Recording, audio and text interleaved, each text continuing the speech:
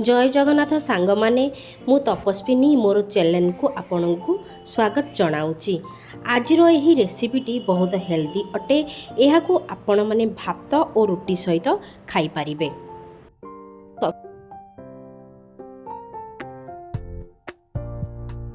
मु भल भाव सफा करी धोई देइची। ये धोई सारा पर भल भाव छोट छोट करी काटिद एकदम से चुन चुन करी काटिद। देखो केमती मु चुन चुन करी काटिची। जहाँ आवश्यक सामग्री मुझे नहीं जाइए।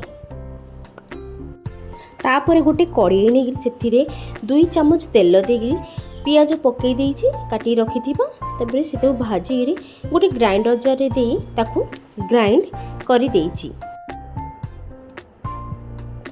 तापर गोटे कड़े रे अल्प किछि तेल देई से जीरा और गोटा धनिया दे देइछि आउ फाइनली चॉप कर रखिथिबा अदा रसुण और कंचा लंकार पेस्ट दे भाजी देबा।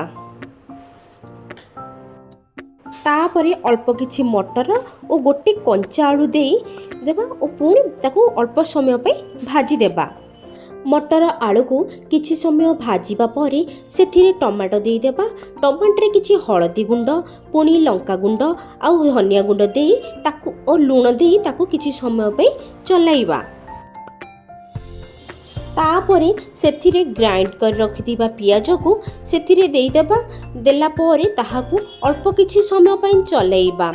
आपन को ये रेसिपीटा भल लागुथिले आपण लाइक सब्सक्राइब एंड किछि समय चलाइबा पारे सेथिरे किछि अल्प किछि पानी देई ताकू ढांकी देबा। तापरे ढक्कन बाहर करी सेथिरे काटी रखिथिबा साग को देई देबा। देला पर ताकू सेही साग को मिसई देबा।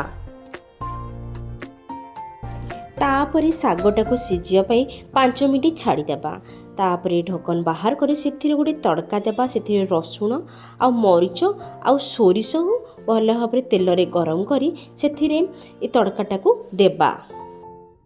आपन को एई रेसिपीटा भल लागिले आपण like and subscribe and share करि देबे। धन्यवाद। Then enjoy bye.